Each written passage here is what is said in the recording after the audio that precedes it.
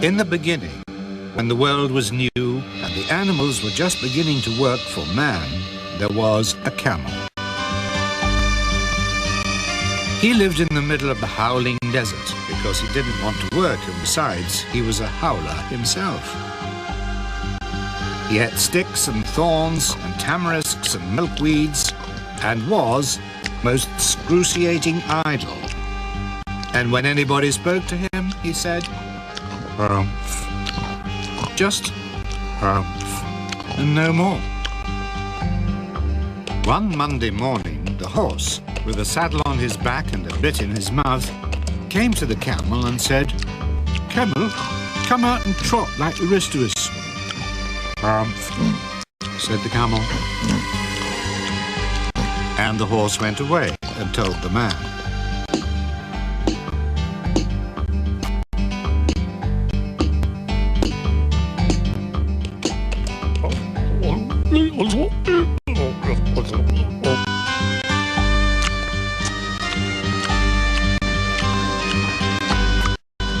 Then the dog came to him with a stick in his mouth and said, "Camel, come and fetch and carry like the rest of us."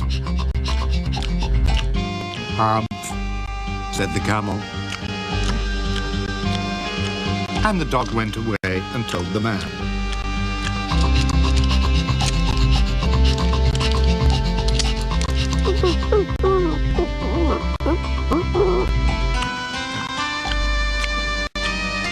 Presently the ox came to him with a yoke on his neck and said, "Camel, come and plough like the rest of us."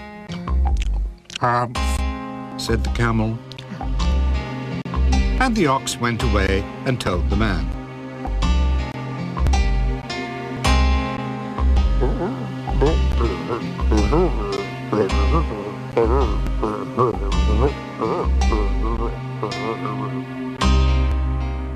At the end of the day, the man called the horse, the dog and the ox together and said, "I'm very sorry for you three, with the world so new and all, but that hump thing out there in the desert won't work. So you must work double time to make up for it." That made the three very angry. And they held a meeting on the edge of the desert.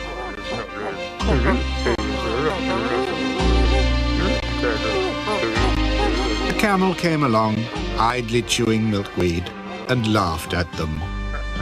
And he said, "Humph," and went away again. Suddenly, a huge cloud of dust came rolling out of the desert. It was the djinn in charge of all deserts.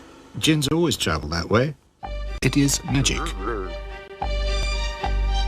"Djinn of all deserts," said the horse, "there's a thing in the middle of your howling desert with a long neck and long legs who hasn't done a stroke of work since Monday morning." Said the djinn, "That's my camel. What does he say about it?"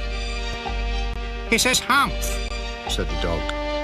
"Does he say anything else?" "Only humph," said the ox. "Very good," said the djinn. "I'll humph him. Oh, yeah, if you'll kindly wait a minute." The djinn rolled himself up in his dust cloak and took a bearing across the desert. He found the camel looking at his own reflection in a pool of water. "What's this I hear of your doing no work with the world so new and all?" "Humph," said the camel. The djinn sat down and began to think a great magic. While the camel looked at his own reflection in the pool of water. "You've given the other three extra work ever since Monday morning, all on account of your excruciating idleness," said the djinn. And he went on thinking his magic. "Humph," said the camel. "I shouldn't say that again if I were you," said the djinn. "You may say it once too often."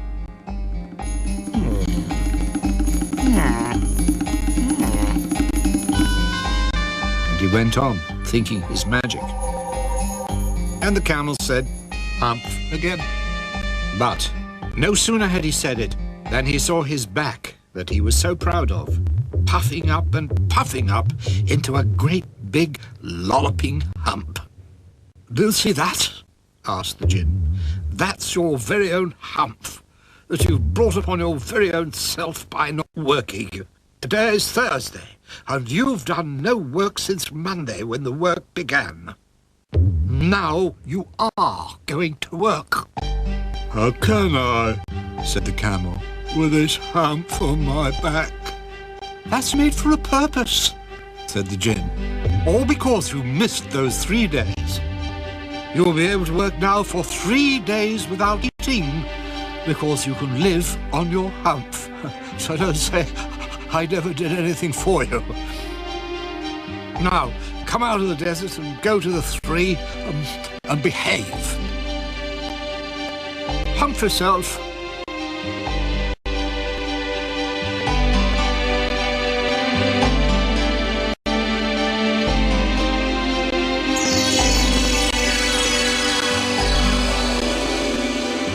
And the camel humped himself, hump and all,